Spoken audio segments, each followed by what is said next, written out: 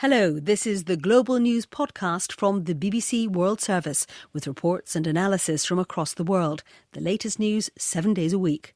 BBC World Service podcasts are supported by advertising. This is the Global News podcast from the BBC World Service. I'm Emilio San Pedro, and at 13 hours GMT on Friday the 17th of August, these are our main stories. The leader of Pakistan's largest party, Imran Khan, has been elected Prime Minister by the National Assembly. The current monsoon season in India has killed nearly 900 people.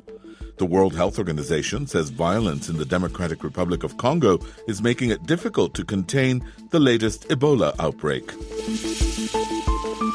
Also in this podcast, you're trying to lose weight for a wedding or something, the body can adapt. The biggest problem with low-carb diets is that to keep your calorie intake up, you're going to be having more fat and more protein. Could a popular diet be shortening lives? That's all coming up, but first, to Pakistan. Please. A noisy National Assembly in Pakistan as the cricketer turned politician Imran Khan was elected as the country's 22nd Prime Minister. Mr. Khan, leader of the country's largest party, the PTI, comfortably won with the support of smaller parties. He secured 176 votes, with his sole challenger for the post, Shahbaz Sharif of the opposition PMLN party, taking just 96. Rebecca Kesby spoke to our Islamabad correspondent Sekunder Kermani and asked him about the difficulties which Imran Khan now faces. It's quite a journey for him. I mean, he got into politics 22 years ago. In 2002, I think his party only got one seat in parliamentary elections. Now, of course, he's Prime Minister, or he's due to be sworn in officially tomorrow morning in a ceremony in Islamabad. As you say, for the past 5 years, his party have governed the northern KPK province of Pakistan. Now they'll have to govern the whole country. He has a very slender majority that's only really been given to him because he's formed a coalition with a number of other smaller parties, including some parties who he's been very critical of the past. The MQM party from Karachi, the PMLQ party, one of whose senior leaders, Imran Khan, once called the biggest thief in the whole of Punjab. He's now actually been appointed to a fairly prominent position in the Punjab government. So there's a lot of discussion about how free Imran Khan will be to implement the kind of big structural reforms that he says he really wants to do. He's promised to create a Naya Pakistan, a new Pakistan, one that's corruption-free, one that's more equal, one where whether you're rich or poor, you're held accountable. But he's beholden to his coalition allies, and he's also beholden to a number of candidates who joined his party in the 6 months or so leading up to the election from some of these other status quo parties, and some of these politicians are often called electables, people who switch allegiance to depending on who they think is going to win. So not people who are necessarily ideologically motivated. Very briefly, of course, he's got other massive challenges too, hasn't he? The economy, he's in a bit of a state, and of course the constant problem of the militants. Absolutely, the economy will be his priority at the moment. The country needs a $10 to $12 billion bailout. That could come from the IMF. It could potentially come from a friendly country like China or Saudi Arabia. And yes, as you say, the levels of militant activity in Pakistan have decreased significantly over the past few years, but it still remains a challenge for him. Sekunder Kermani in Pakistan. The authorities in India say the number of people known to have died in the current monsoon season has now reached more than 860. One of the worst-hit areas is Kerala state in the southwest, said to be experiencing its heaviest rainy season in a century. About 250 people have died there, many of them crushed by landslides, and hundreds of thousands of people have been left homeless. Elettra Naismith has the details. The Prime Minister, Narendra Modi, has asked the Defence Ministry to step up its relief and rescue operations across Kerala. They're distributing food to those marooned, but the continuous rain, landslides and floods are making rescue difficult. Those in low-lying areas are being asked to move to higher ground, but rescue teams have reported being unable to get to people even when they get close to their homes because of the huge compound walls and the heavy inflow of water. In Aluva, barely 30 kilometres from the commercial capital Kochi, many two-storey houses are completely submerged. Elettra Naismith. The World Health Organization says it's facing difficulties identifying victims of the latest outbreak of the Ebola virus in the east of the Democratic Republic of Congo. A WHO spokesman in Geneva said security concerns in the volatile province of North Kivu were preventing aid workers reaching some areas. 44 people are confirmed as having died from the disease, and some 1,500 more may have come into contact with infected people. I asked our Africa editor, Will Ross, for the latest. The situation is all of the health workers, and this is the World Health Organization, along with the government workers and other organizations like Médecins Sans Frontières, they're all struggling to contain this outbreak of Ebola because it is in a very unstable area, a place where many armed groups are roaming. There are clearly areas where the health workers simply cannot go. So what the WHO is saying, we've found these 1,500 people who we believe may have come into contact with people who definitely have Ebola. We're going to keep a close eye on them, and the way they do that is every day they monitor them, they check their temperatures, and they look out for signs of Ebola, including a high fever.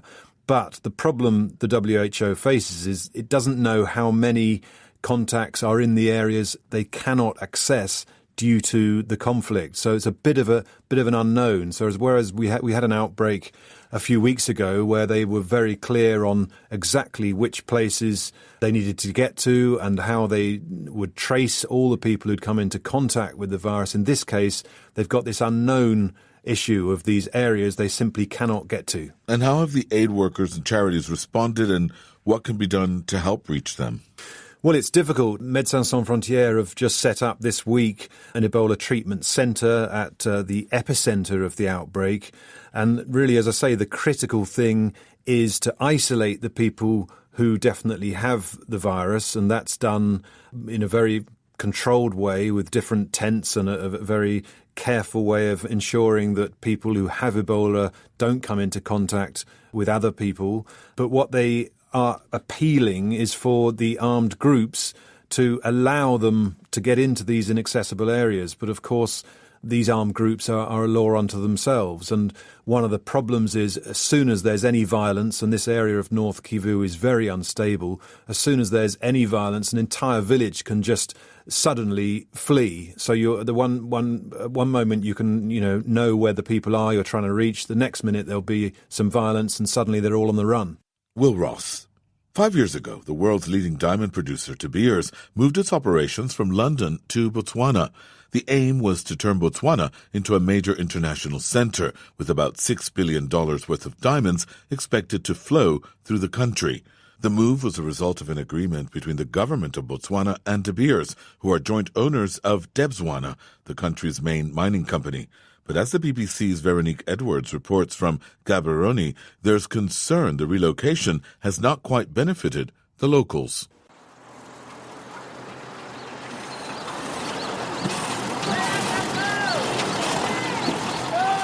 At a construction site in Gaborone, Botswana's capital, a large digger clears the ground for foundations to be laid. The city has been turned into one big building site and has transformed greatly in the last few years, thanks, say some, to a growing mining industry. The diamond industry contributes somewhere in the region of 20% of Botswana's GDP, and moving the De Beers headquarters and its diamond sorting operation has increased the amount of business being done in the city. Fazar Tribi Butale is the chief negotiator in Botswana's Ministry of Investment. The hotel business has benefited, transportation has benefited, even the banks, because we insisted that payments from the sites be made through Botswana banks. So before the money can go out to London or Antwerp, the Botswana banks would have benefited in terms of bank charges on the humongous amounts of money that are dealt with, even on real estate, because companies like De Beers have to get accommodation for their employees, and it has led to a lot of real estate development to try and accommodate their needs. But there is dissatisfaction among the local business community that still the wealth is not trickling down.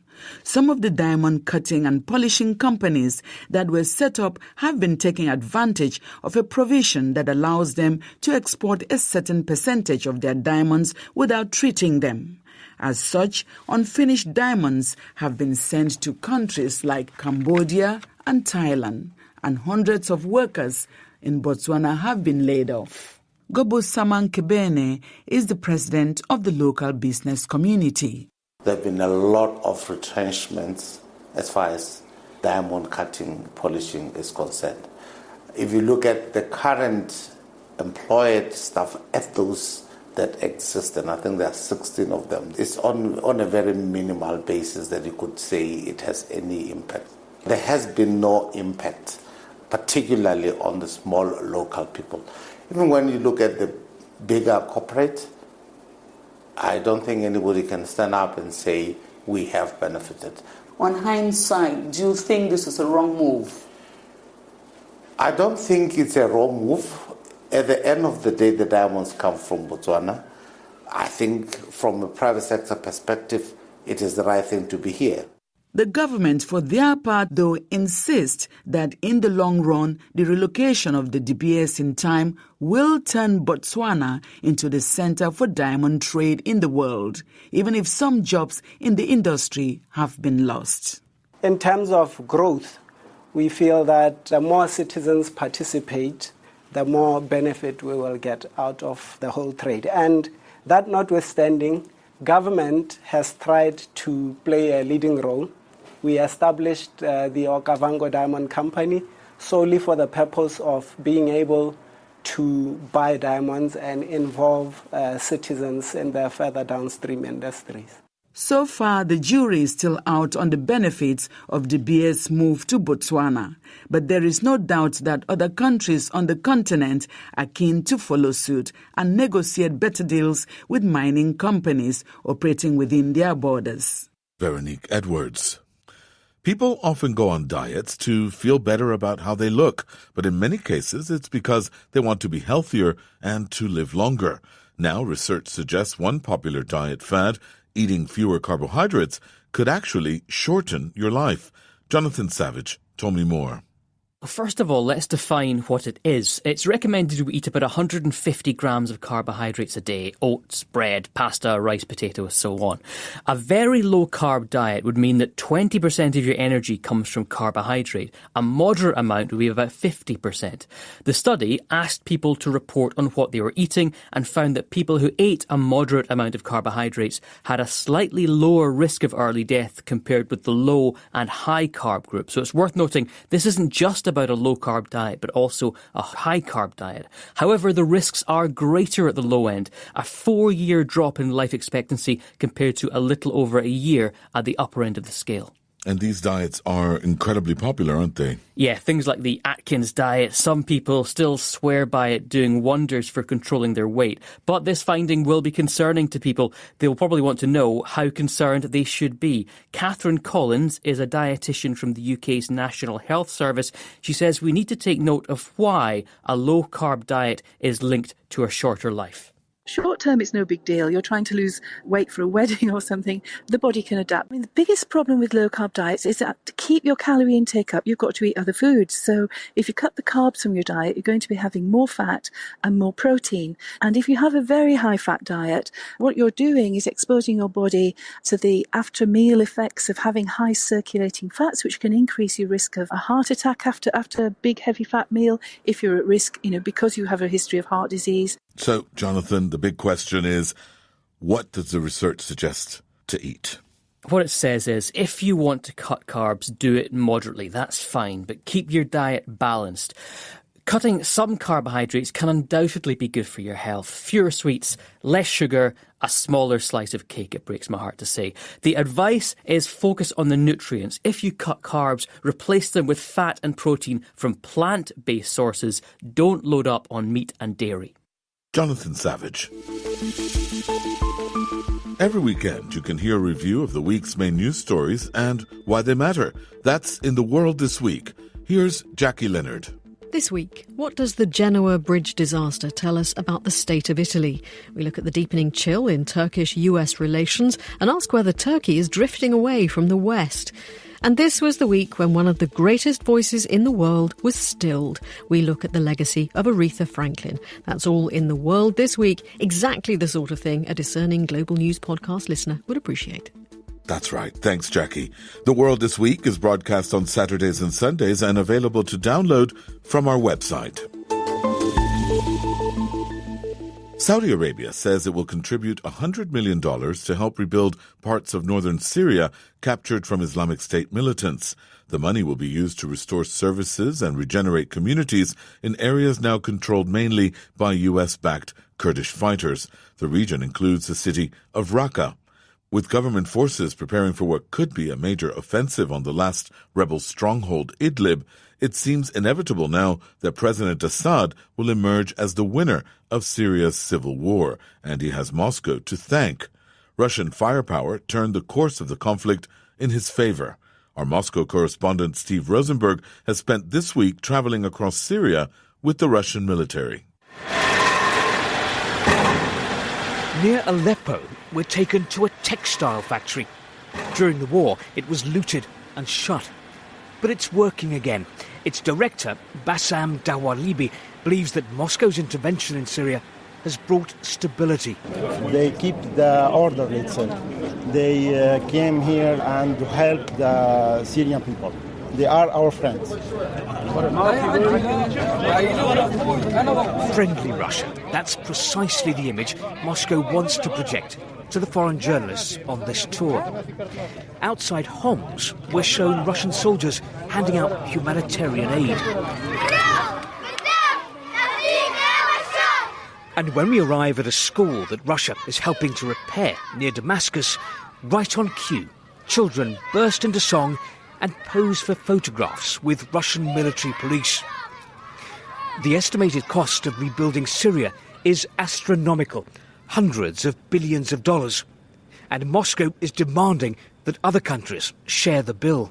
The Russian argument, if you don't want another couple of million of Syrian refugees, pay for the stabilization of Syria. Pavel Felgenhauer is a Russian military analyst. Russia does not actually have money to rebuild, and that's why right now the main Russian pitch is to Europe and America and the Gulf states. But countries are not exactly queuing up to pay up for Syria, or to embrace Russia's initiative on Syrian refugees, which is to actively encourage their return. The UN insists that Syrians who fled must not be pressured into returning or their lives put in danger. I asked Syria's Deputy Foreign Minister, Faisal Mekdad, how likely that is. There will be no reprisals. There will be cooperation on safe and dignified return of all Syrians. On the border with Lebanon, a group of students begins rather unspontaneously to chant as soon as we get out of the bus. They say they're here to welcome home Syrian refugees, although one local official admits that the students have been brought here especially for the journalists. Minutes later, buses appear with returning refugees. It's proof, say the Russians, that they're helping to bring stability to Syria. Russia styling itself as peacemaker after a military campaign that saw it accused by the West of indiscriminate airstrikes. But talk of stability may be premature. There are reports that President Assad is planning an all-out assault on the last major rebel stronghold, Idlib. The result could be more civilian casualties, more refugees, another humanitarian crisis. Steve Rosenberg. Staying in Syria, and British aid money is to be used to fund an early warning system to alert people in the country to imminent missile attacks.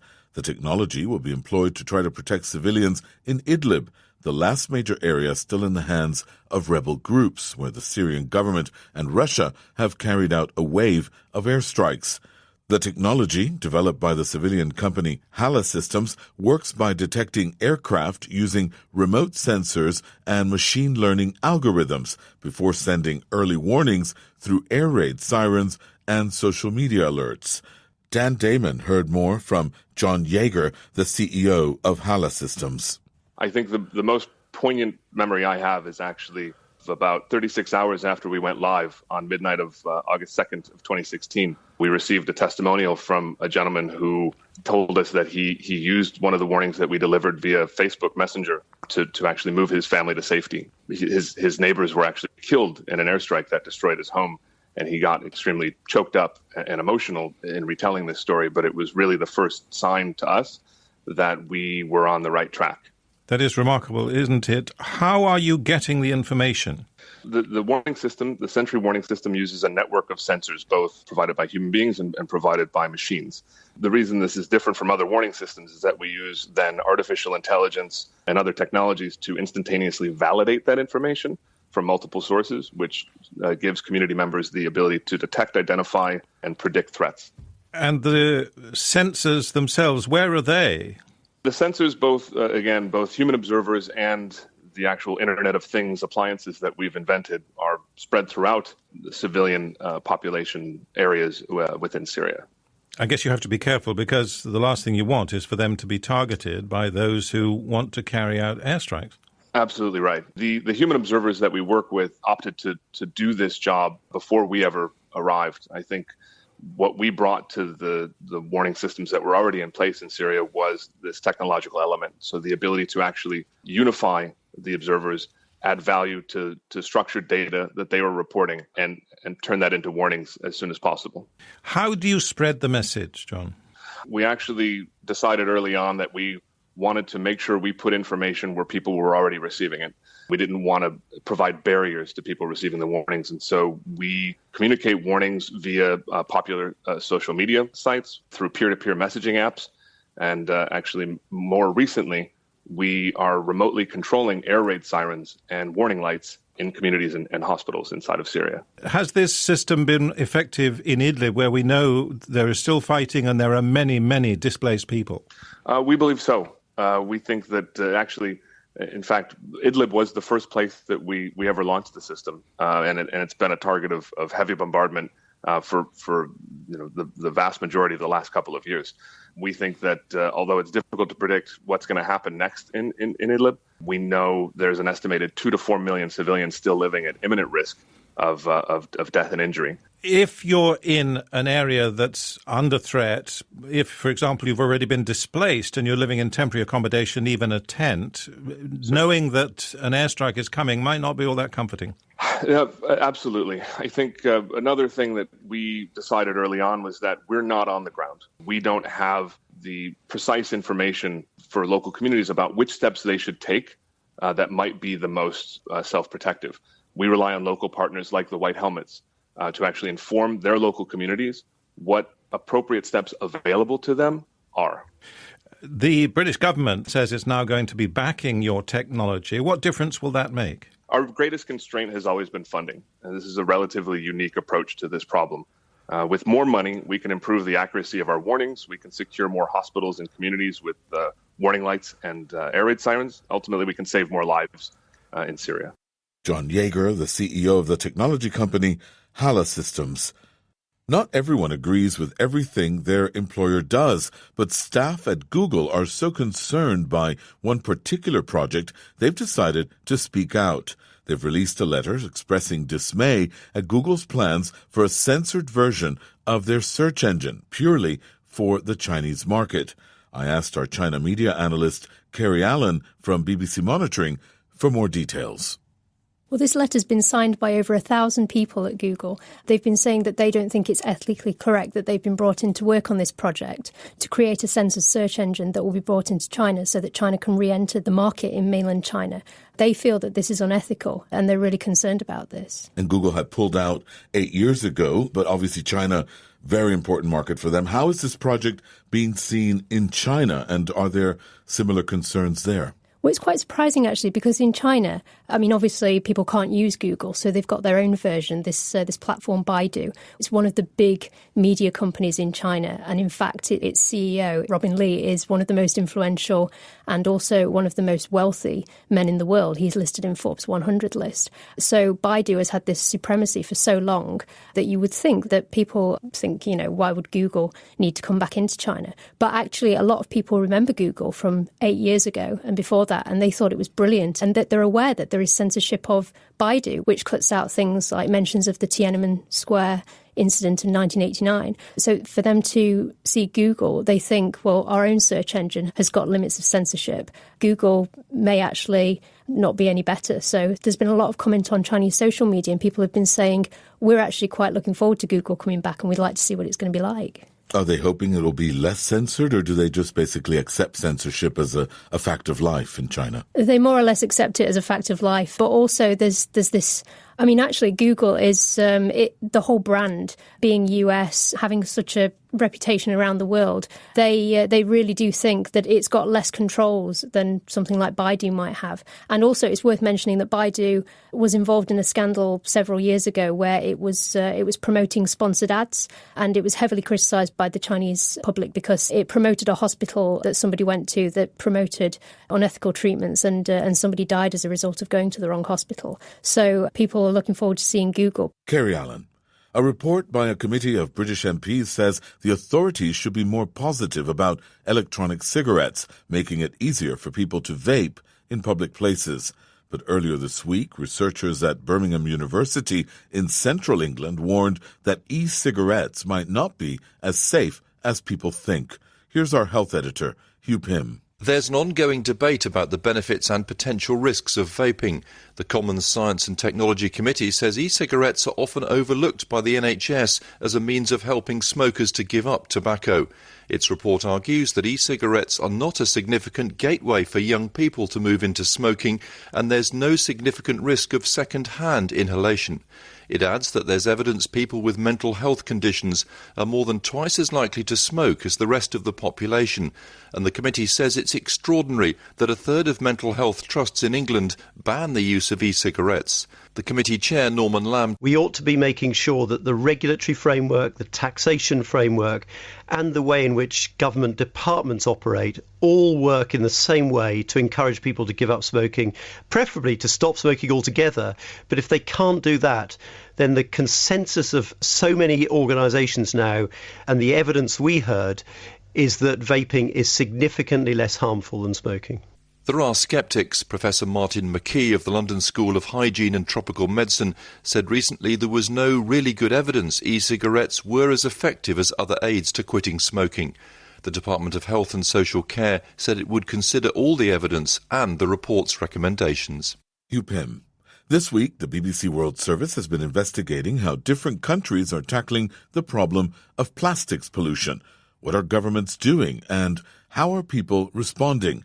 In Japan, some people take recycling their plastics very seriously, but do their efforts actually help the environment? Rupert Wingfield-Hayes reports. Plagomi. Okay, so this is recyclable plastic, and the cap mo. So the cap is also... I'm standing in Kyoko Kawamura's immaculate kitchen, and she is teaching me how I should be properly separating my rubbish for recycling. So one for paper, one for combustible, one for recycled plastic. So there's batteries. Kyoko is one of Japan's army of recycling warriors. She takes this very seriously, separating and washing every piece of plastic, no matter how small. Japan has one of the highest plastic recycling rates in the world, largely because of true believers like Mrs. Kawamura. I was educated to do something good for the world. We have to keep the garbage collecting area clean and make sure people take out the right garbage on the right day. So if we find the garbage on the wrong day, we need to tell our neighbors not to do that. But one reason Japan needs people like this is because it uses so much plastic. Everything from bananas to biscuits to boiled sweets are individually wrapped.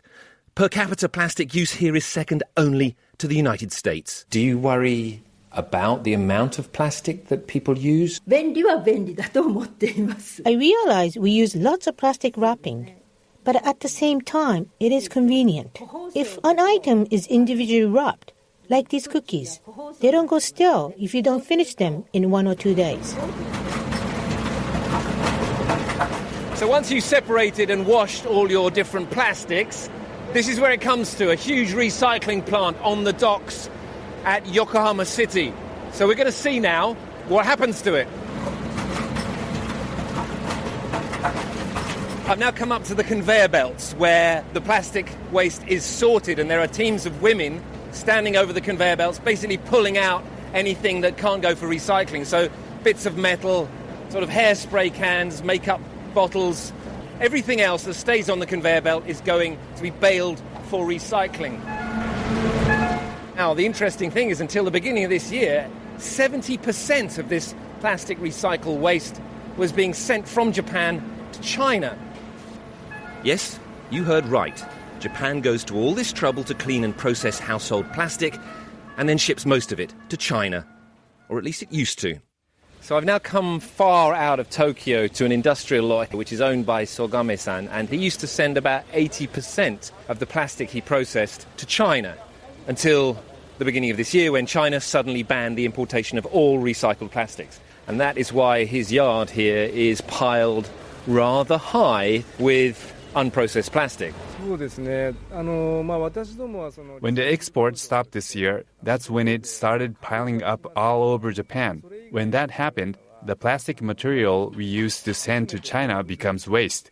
That means the landfill sites are getting fuller and fuller. Japan now faces a huge problem: what to do with the thousands of tons of plastic waste piling up in yards like this one.